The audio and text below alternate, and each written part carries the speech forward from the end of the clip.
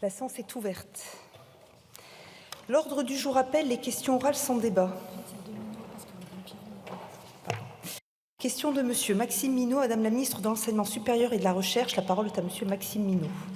Merci Madame la Présidente. Madame la Ministre, après le vote au Sénat à l'unanimité de la proposition de loi visant à verser automatiquement une bourse d'études aux étudiants dont au moins l'un des deux parents est porteur d'un handicap, j'ai décidé de déposer une PPL identique à celle de Jean-François Rapin, sénateur du Pas-de-Calais, afin que ce texte puisse être rapidement adopté. Malheureusement, ce ne fut pas le cas ici à l'Assemblée nationale.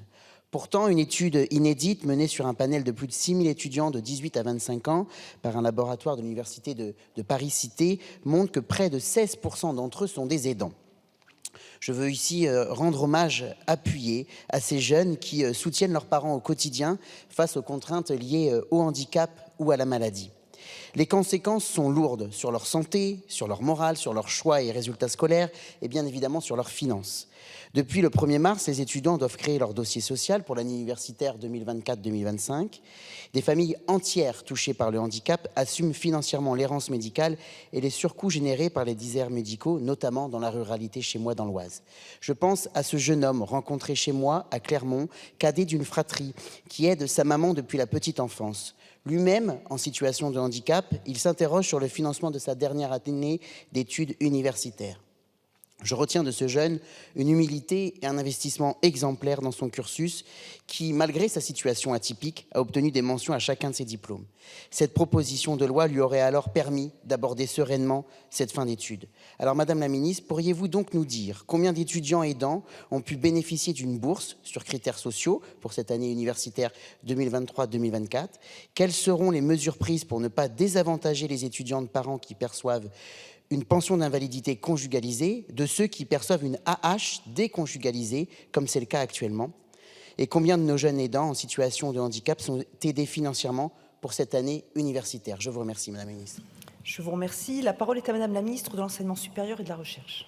Merci Madame la Présidente, Messieurs, Mesdames les députés, Monsieur le député Maxime Minot. D'abord, je voudrais vous remercier pour cette question d'importance pour ces étudiants.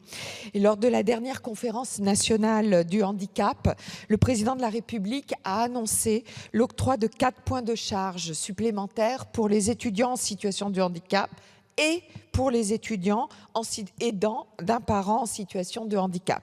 C'est une mesure qui répond à la rédaction de l'article unique de la proposition de loi du président Rapin, telle qu'elle a été adoptée au Sénat. Et je voudrais ici saluer effectivement son travail et le travail que vous menez. Pour les seuls aidants, 471 étudiants en ont bénéficié dès cette première année de mise en œuvre pour leur permettre d'accéder plus facilement à une bourse et à des montants aussi plus élevés. Je voudrais rappeler que le système de bourse s'appuie sur les données fiscales disponibles et sur le revenu brut global. L'enjeu de cette mesure est précisément de faciliter pour ces publics l'accès au système de bourse. Et à titre illustratif, pour un enfant unique étudiant à proximité de l'habitation de ses parents, cette mesure, adjointe à la révision des plafonds, a permis de passer l'éligibilité des étudiants aidants à des ressources inférieures à plus de 50 600 € contre 33 100 l'an dernier, c'est-à-dire une augmentation de plus de 17 000 €.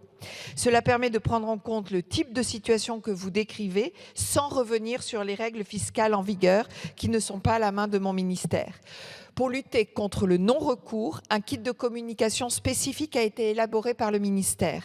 Il a été relayé aux établissements, aux associations et aux partenaires institutionnels directement concernés. Cette sensibilisation doit se poursuivre avec sa mise en ligne. Et la semaine passée, une page consacrée à l'aidance sur le portail étudiant.gouv.fr a été mise en ligne. Je vous remercie et nous continuerons à agir. Je vous remercie. Monsieur Minot.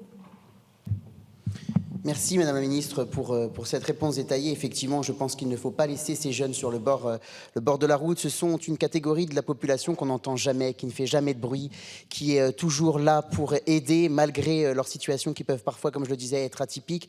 Et je pense qu'après les événements qu'on a connus dernièrement, l'émission de télé que vous avez sûrement entendu parler ce dimanche soir sur M6 dans Zone Interdite, montre bien que c'est une partie de la population qui se sent parfois oubliée, parfois mise de côté, alors qu'elle fait tout justement pour redorer le blason de notre pays. Donc je pense qu'il faut effectivement qu'on soit tous mobilisés avec eux.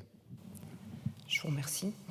Question de Madame Béatrice Piron, Madame la ministre de l'Enseignement supérieur et de la Recherche. La parole est à